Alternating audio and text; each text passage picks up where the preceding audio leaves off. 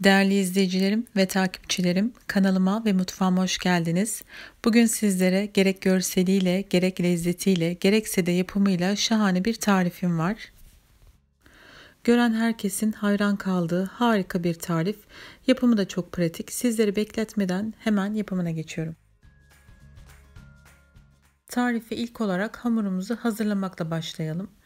Karıştırma kasemizin içerisine 1 paket instant maya, 1 yemek kaşığı toz şeker, 2 yemek kaşığı oda ısısında yoğurt, 2 yemek kaşığı sıvı yağını alalım ve biraz spatulamızla karıştıralım.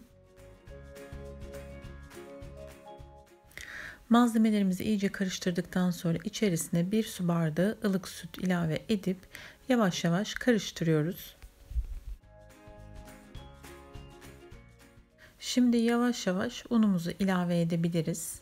Toplamda 3,5 su bardağı un kullandım. 1 tatlı kaşığı tuz ilave ediyorum ve spatula ile şöyle kıvamını görmek için biraz daha karıştırıyorum.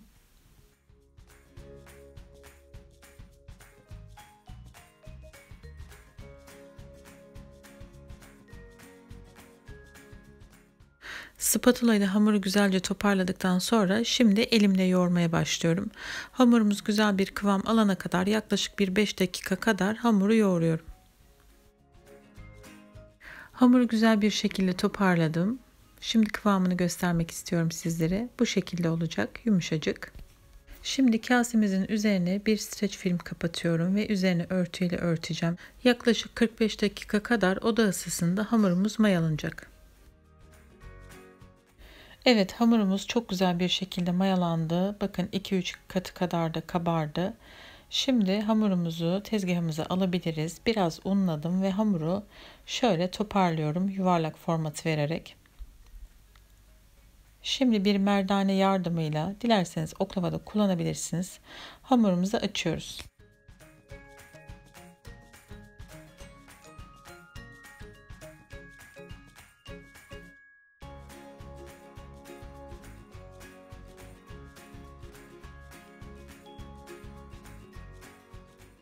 Hamuru yağlı kağıt üzerine aldım. Kalınlığını da göstermek istiyorum sizlere. Yaklaşık 1 santim kadar.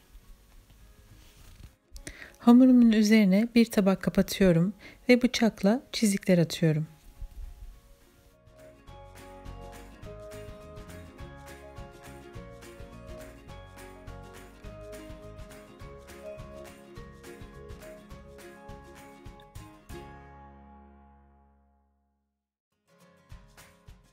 Hamurumuza şimdi şekil verelim.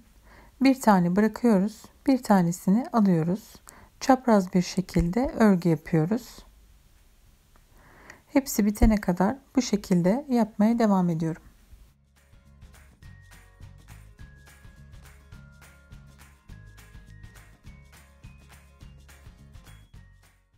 Çatalla hamurumuzun ortasına böyle küçük küçük delikler açıyoruz. Hamurumuzun ortası kabarmasın.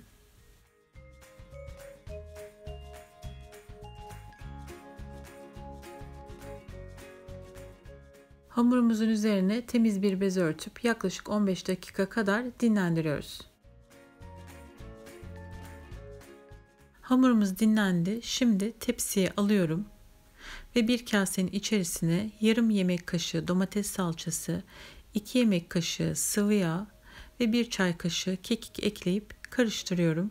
Hazırlamış olduğum bu sosu hamurumuzun üzerine döküp güzelce yaydırıyorum.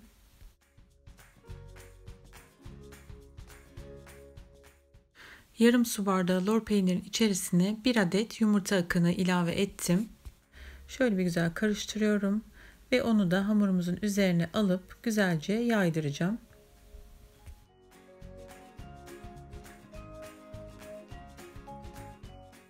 Ve üzerine domates ve küçük küçük doğramış olduğum yeşil biberlerle süslüyorum.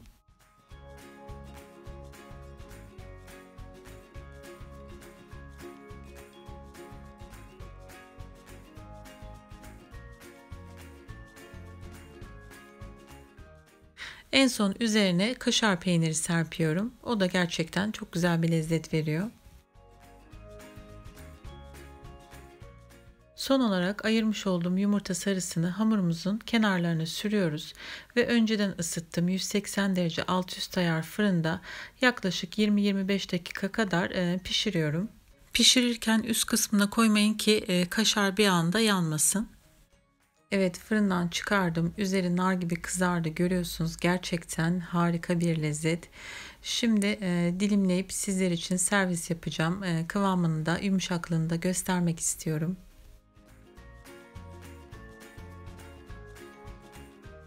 Şu an hala gerçekten çok sıcak. Tutmakta da zorlanıyorum. Evet, tekrar yakından kıvamını göstermek istiyorum sizlere. Yumuşaklığına bakar mısınız? Gerçekten zor gibi görünse de çok güzel, çok pratik bir lezzet. Umarım bu tarifimi de dener ve memnun kalırsınız. Yeni tariflerde görüşmek üzere. Hoşça kalın. Allah'a emanet olun.